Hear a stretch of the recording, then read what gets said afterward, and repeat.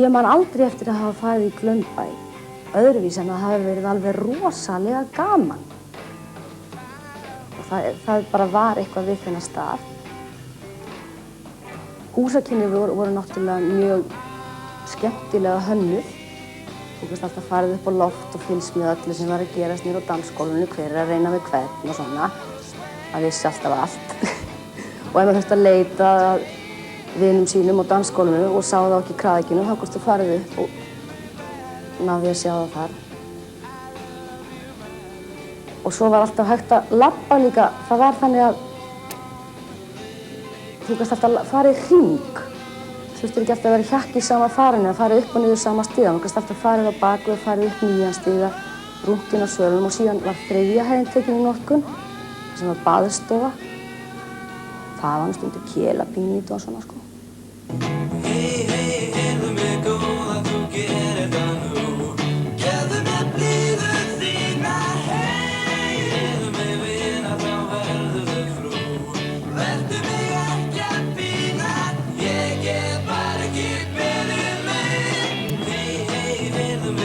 Og það voru böll í skátaheimilinu gamla. Það voru böll í Tónabæ, áður Lító og seinna bættust auðvitað fleiri staðir við, Breiðfirðingabúð, Tjarnarbúð, Gamla Sigtún og auðvitað svo Glaumbær sem var hápunkturinn.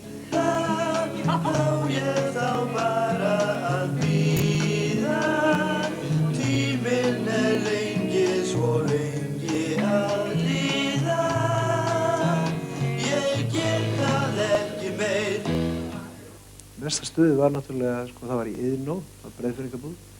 Það var auðvitað bara Hlégarði, svo var náttúrulega Aratunga og allir þeir staðir. En svo færðist þetta smátt og smátt inn í Glaumbæ, náttúrulega til þess að aldurinn færðist yfir menn. Og það var auðvitað kannski mekka þessari tónlistar á þessum tíma og auðvitað náttúrulega Glaumbær fyrst og fremst auðvitað frægur fyrir það hann brann. Ég meina, engin mann eftir Breiðfirðingabúð, það var ekki minna stuð þar. Engin mann eftir Útó, það var minna stuð þar. Þannig að þá voru böll en lifandi tónlist á kannski 7 til 10 stöðum hverja einustu helgi og geysileg samkeppni milli hljómsveitum og á mjög mörgum stöðum alltaf fullt.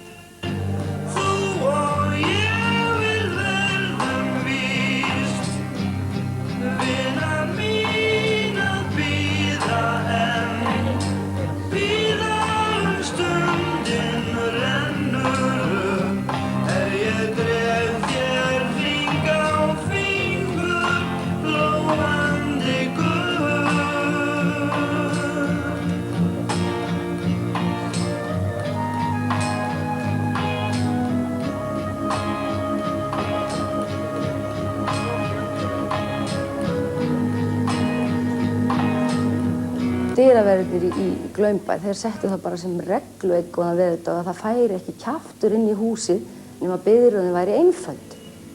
Og hún hlykkjaðist í gegnum portið, alveg hreint fleiri tugir metra, ég veit ekki hvaða mörg manns. Og þetta gerðu allir og hlýddu því. Þýtti ekki að ræða með öðruvísi, það fór enginn inn ef biðröðin væri ekki einföld.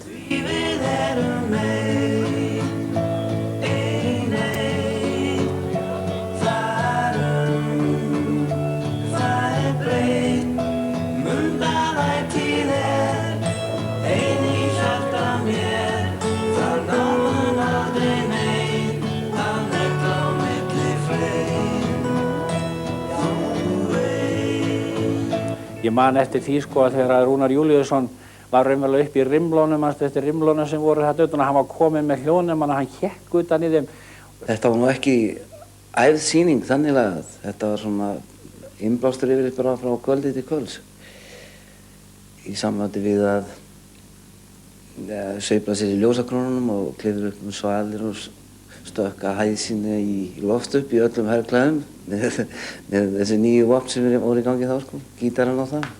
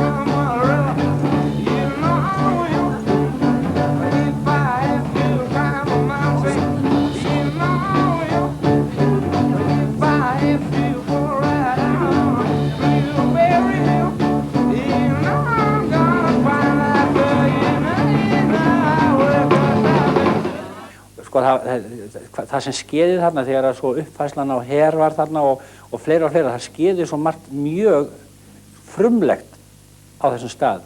Þá verður til eitthvað fyrirbæri sem að við köllum fyrir Kombo Þórðar Hall. Ég held að það hafi verið vegna þess að Þórður Hall sjálfur, virtur myndlistarmaður í dag, hann mátti ekki vera með eða eitthvað svoleiðis. Það var hermdargjöf að kalla fyrirbærið í höfuð á honum. Þetta var 4 manna hópur, Grétar Guðmundsson var þarna, sem var síðast þegar ég vissi átti ísbúð í Reykjavík.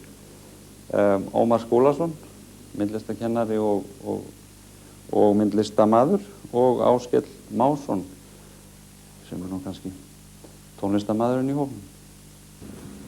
Já, þeir komu allt í einu með eitthvað alveg nýtt. Þeir gerðu ekki mikið og þeir gátu fengið 700 fulla Íslendinga til að steinþegja alveg hreint.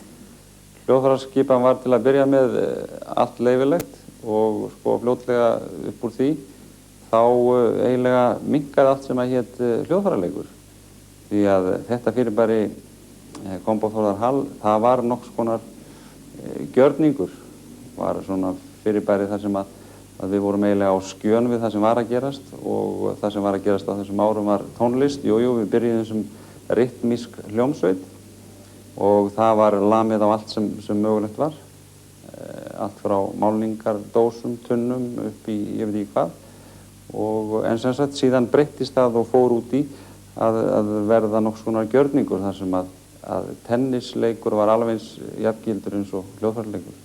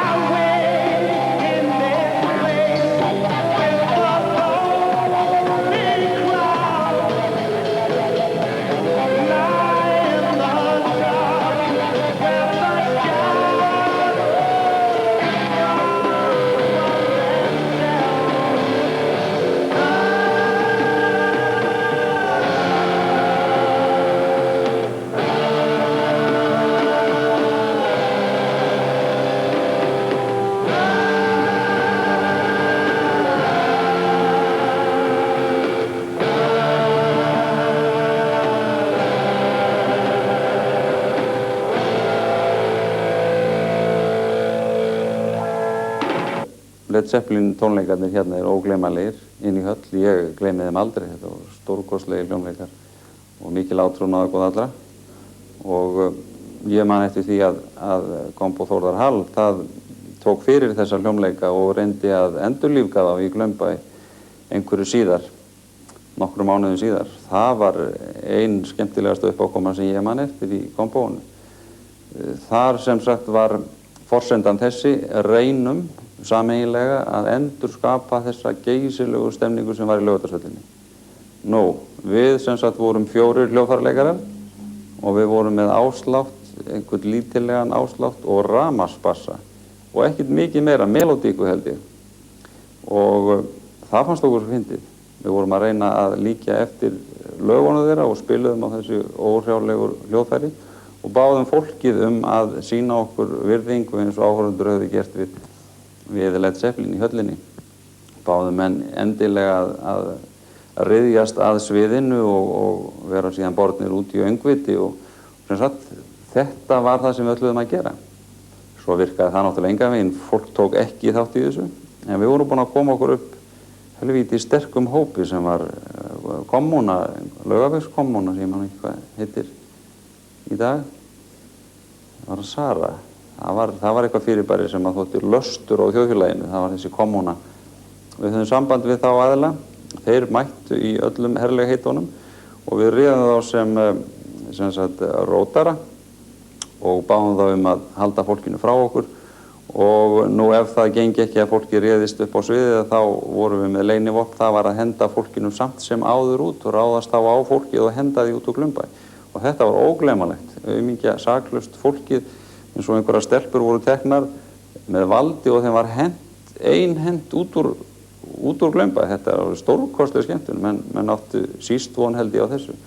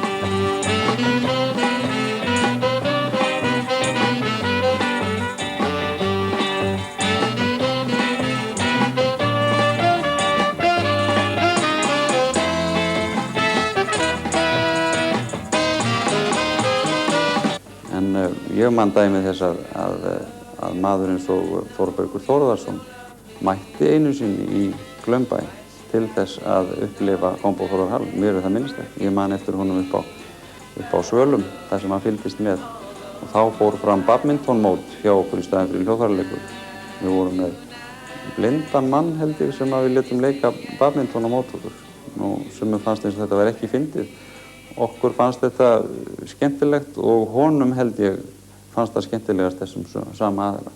Hann sá aldrei boltan og mönnum fannst eins og við vorum að gera grín að honum og við vorum ekki að gera grín að honum. Við vorum að leyfa honum að taka þátt í því sem okkur fannst skemmtilegt og hann átti skemmtilegasta tíman. Til Ameríku barst Beatlæðið ekki fyrir að það hafði staðið í meirinn ár í Bretlandi. Stóru plötuútgáfufyrirtækin voru alveg vissum að þetta væri ekki tónlist fyrir bandaríska unglinga. Það var ekki fyrir að I Wanna Hold Your Hand fór að færast upp bandaríska vinsældarlista án þess að hafa þó nokkuð tíma verið gefið út þar í landi að plötufyrirtækin tóku við sér. Eftir það breyttist Beatlæðið Ameríku með alveg ótrúlegum hraða. Þannig að þegar Beatlarnir koma þangað í febrúar 1964 bíður þeirra stærri og æstari hópar aðdáenda en þeir hafa nokkuð tíma séð. 4. apríl 1964 eiga Beatlarnir 5 efstu lögin á bandaríska vinsældarlistanum og 14 lög á topp 100. Slíkt hefur aldrei gerst fyrr né síðar. Tell me, how did you find America? I left to Greenland. Has success changed your life? Yes. I'd like to keep Britain tidy. Are you a mod or a rocker? No, I'm a mocker.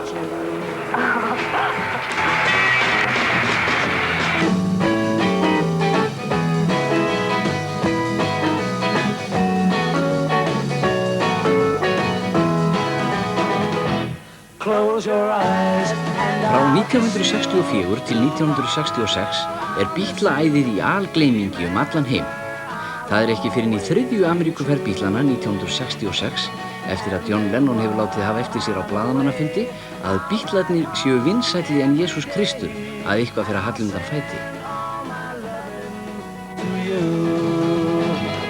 This is Doug Layton and Tommy Charles. We're reminding you that our fantastic Beatle boycott is still in effect. Don't you forget what the Beatles have said. Don't forget to take your Beatle records and your Beatle paraphernalia to any one of our 14 pickup points in Birmingham, Alabama, and turn them in this week if possible.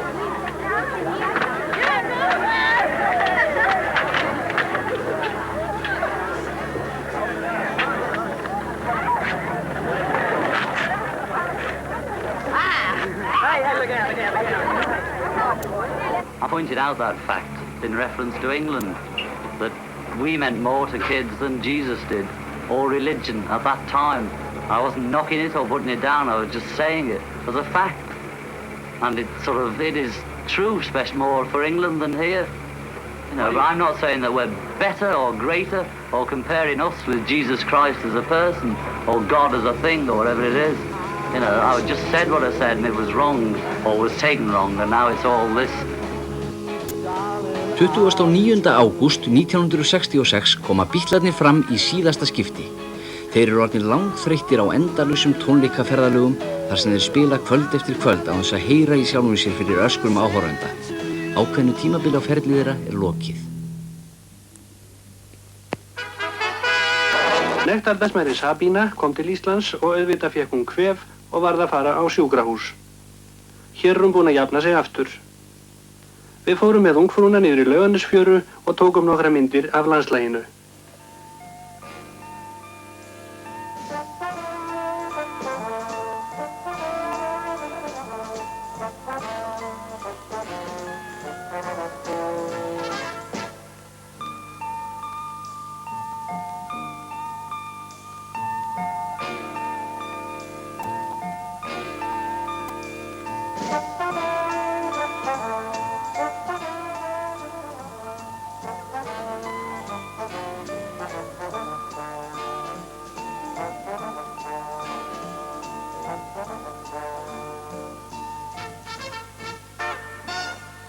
Mér finnst hann Björgur bara dýrlegur. Hann er sætur og kemur vel fram á scenu og kemur skrílnum í stuð og svona bara almennilega. Já, hann er sætur og syngur vel og þeir spila, þeir allir vel strákarnir og alveg geggjuð persóna Björgvin. Mér finnst hann syngja mjög vel, lagavalið er gott hjá honum og hann er skemmtilegur á sviði og kemur öll í stuð á þessu skot. Mér finnst hann æðislega sætur og mér finnst hann syngja alveg æðislega vel og á sviðinu er alveg dýrlegur og mér finnst hann bara, mér finnst hann bara alveg æðislegur í öllu. Mér finnst hann alveg dýrlegur í öllu. Hann er ofsalega sætur, það segja allir það, flestir. Mér finnst hann syngja vel, platan hans finnst mér alveg æðisleg. Mér finnst hann sætur og bara... Mér finnst hann æðislega fínn söngvar og hann er sætur og syngur vel, kemur miklu stuð í krakkana og það er bara allt við hann. Hann er geggjuð persóna. Hann er alveg geggjuð persóna. Popphátíðin 1969 var haldin í Laugardalshöllinni 4. september. 4000 unglingar sóttu hljómleikana.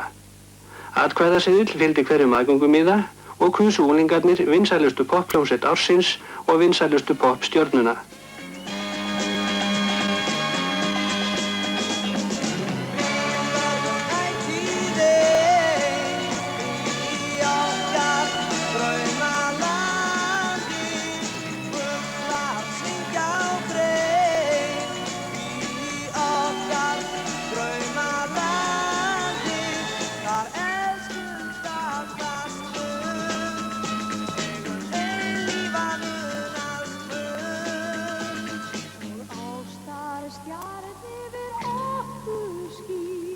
Hljómsveitin Trúbrot var talin sigurstranglegust en hún er mynduð úr kjörnum tveggja vinsælustu hljómsveitana, Hljóma og Flowers. Það mátti þó ekki vanmeta ævintýri með Björgvin söngvara í broddi fylkingar en þeir hafa aflað sér mikilla vinsælda meðal yngstu pop-unnendana. Ævintýri var kosin vinsælasta hljómsveitin og Björgvin vinsælasti söngvarinn.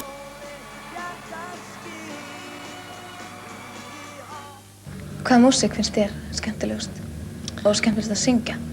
Mér finnst langmest gaman að syngja pop. Langmest gaman að spreyta sig á poppi. Ekki neitt svona blues? Ég hef gaman að ballad, svona rólegum lögum. Svona fínum lögum.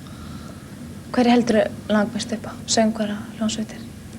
Beatles, mér finnst þeir langbestir. Einhver sérstakur söngvari?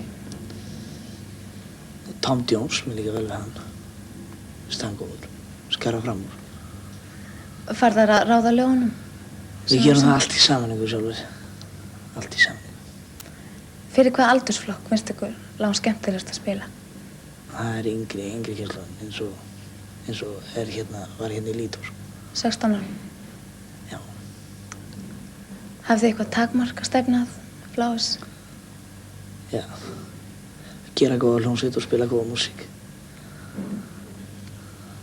When I'm walking beside her, people tell me I'm lucky. Yes, I know I'm a lucky guy. I remember the first time I was lonely without her. Yes, I'm thinking about her now. Every little thing she does for me. And you know the thing she does for me. When I'm with her, I'm happy. Just to know that she loves me. Yes, I know that she loves me now. There's one thing I'm sure of. I will love her forever. Yes, I... Annað atvik sem ég man eftir, lauslega samt, þegar að við fengum þá einhverja vinsælustu og þekktustu hljóðfæraleikara þjóðarinnar til þess að taka þátt í með okkur, að flytja eitthvað lag sem ég nú búinn að gleyma, eitthvað veldekkt lag. Það var Sveiti Óvens Sveiti Óvens söng Yesterday. Það var á hljómleiknum í Glaumbæ. Það var svo sem ekki merkilegt, nema hún söng það ein. Og aðrir sem voru í hljómsveitinni léku allt önnur lög. Karl Sigvardsson var fenginn og hann var með allt aðra tónlist. Hann var með tango held ég á orgeli og þannig var hver og einn hljóðfæraleikari með sitt hvort lagi. Og það hljómar eins og auðvitað enn ein vittleysan og hvað allir hafi komið út í því. Ég held að ég muni eftir þessu sem einhverju fallegustu framsetningu á þessu góða lagi Yesterday. Það var að segja að lagið naut sín betur þar heldur en nokkuð tíman fyrir það síðar. Hún söng það yndislega vel, hún söng það ein og í hrópandi ósamræmi við allt annað sem var í kringum hana. Hafði engan stuðning af neinum, þannig að lagið sjálft eða melódían, hún varð meira áberandi heldur en hún heyrist þegar allt samstillt.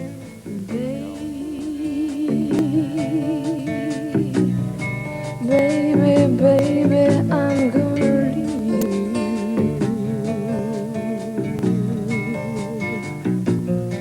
I said, baby, you know I'm gonna leave you.